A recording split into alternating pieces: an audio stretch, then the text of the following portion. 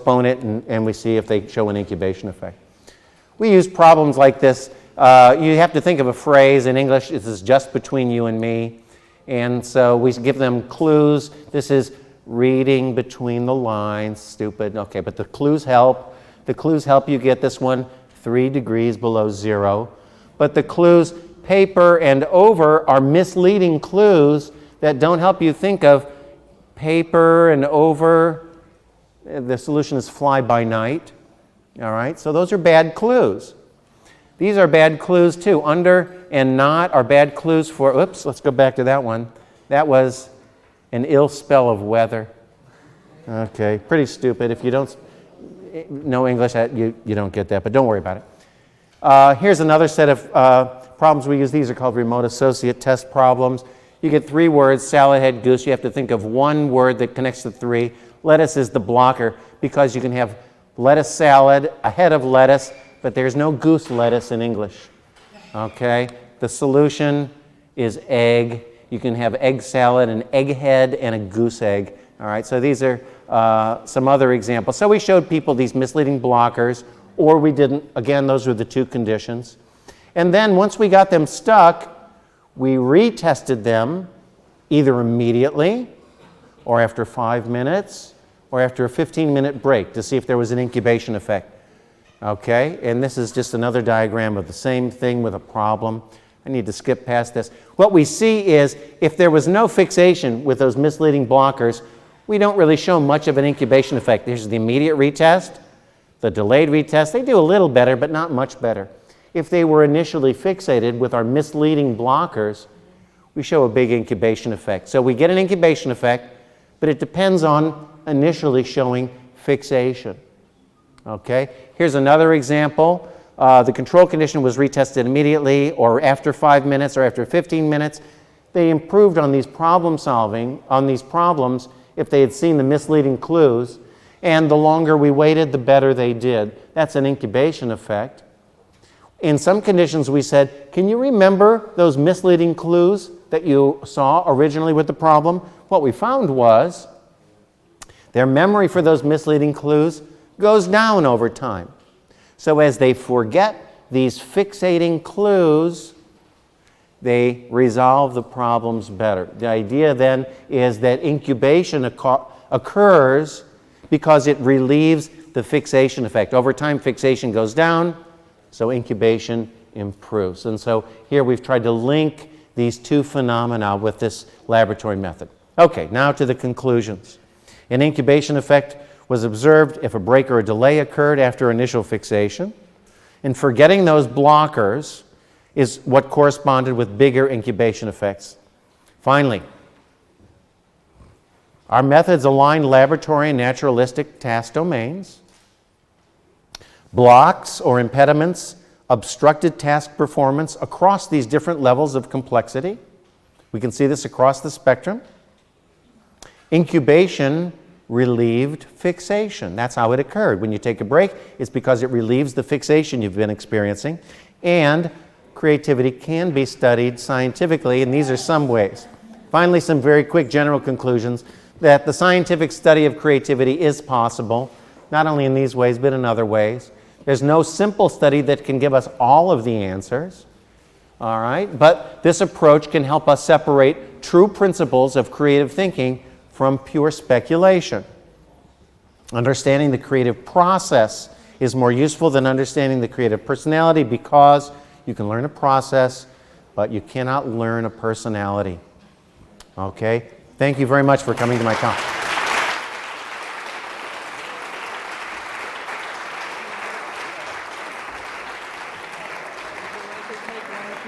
Yeah. We have time for a few questions, so if you could be kind of chill for 2.5 minutes, let's give it a try. You'll talk in here and I'll take this. Okay. I'm ready. Just raise your hand, shout it out. What have you got? Yes.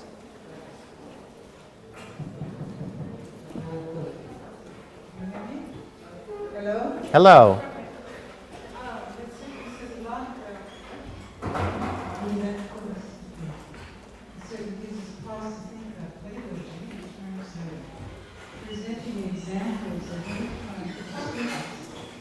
Yeah. What I'm curious about is how much programming of students to respond to tests that are completely the same for everyone would influence implicit memory, and whether you tested preschool children before they received that programming. I'll start with the question about preschool children. No, I have not tested preschool children. However, we would expect preschool children to show these effects less, because the less that you know, the less fixation you can show. The problem is the less you know, the less you can solve problems as well. Okay, but back to your question about pedagogy. I think in pedagogy, we sometimes think that through examples, we can demonstrate everything.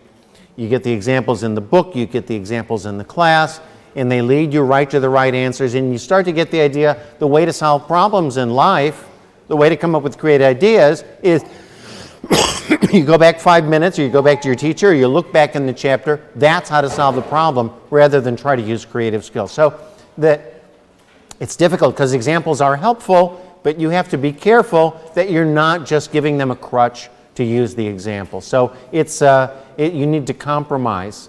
Somehow you need to be able to find a way of getting people to think without just using examples. The way that we've done it is we have people first try to solve problems or engage in a creative task without any examples, and they may do fine, they may get stuck, and then we may help them out with examples once they've made that initial effort. We've also done that in brainstorming.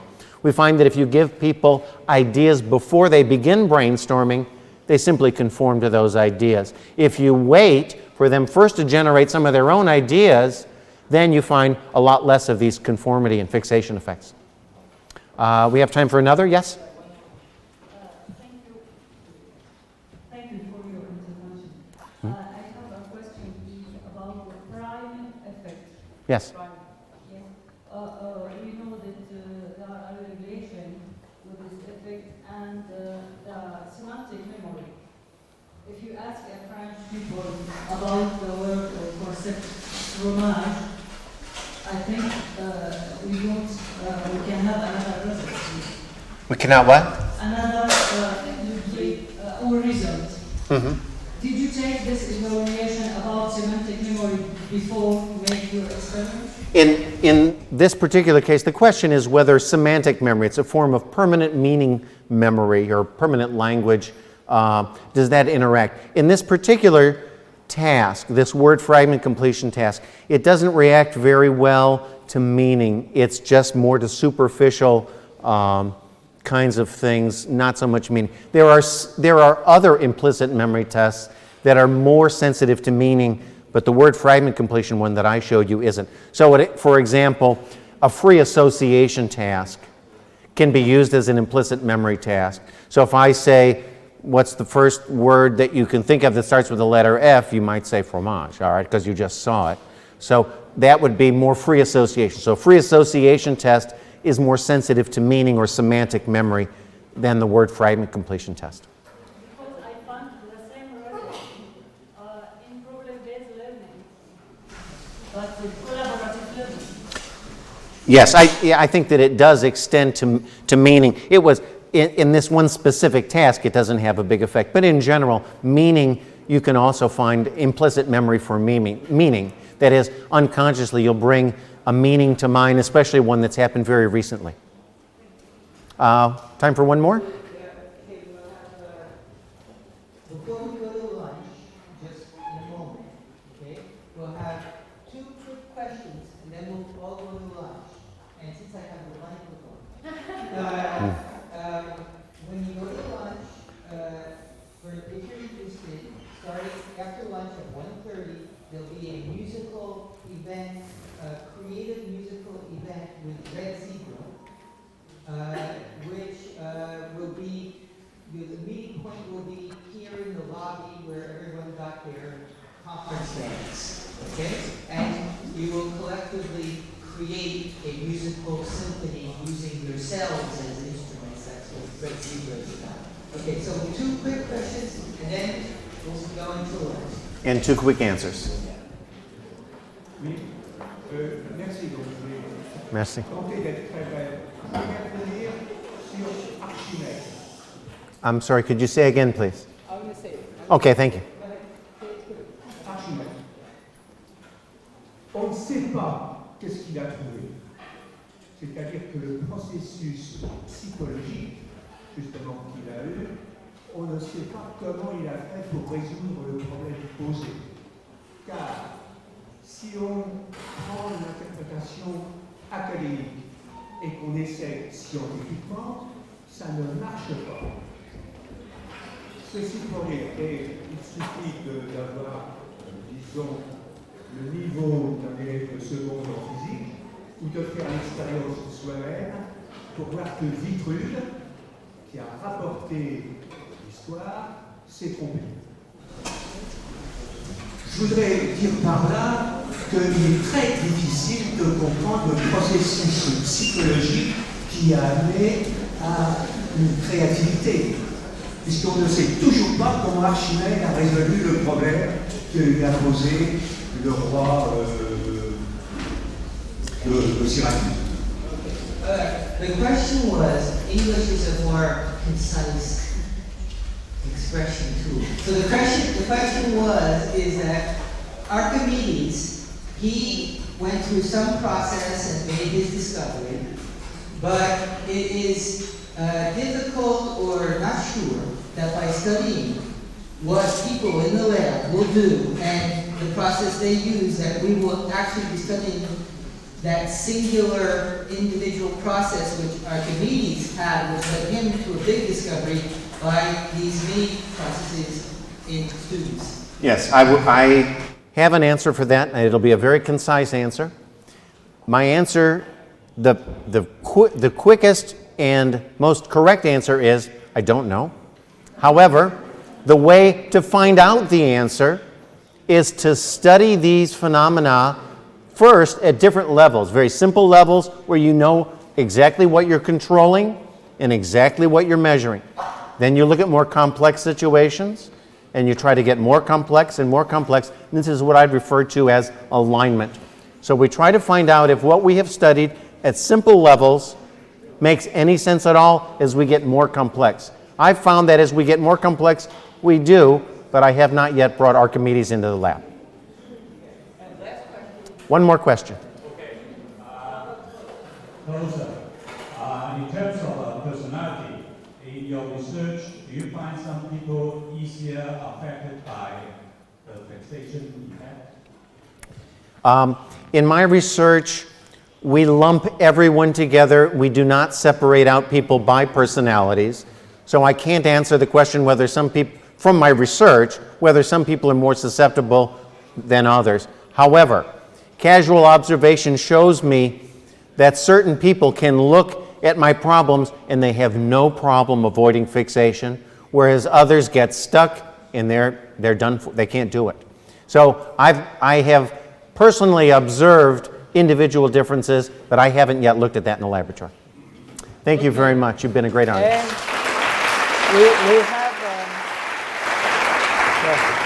we have for Steve to thank him for coming on over, for giving us this talk, and having his cafe in Paris, a little plaque from Excellence in Education. Okay? Thank you.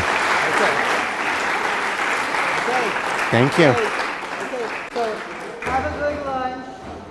You can participate in the Red Zebra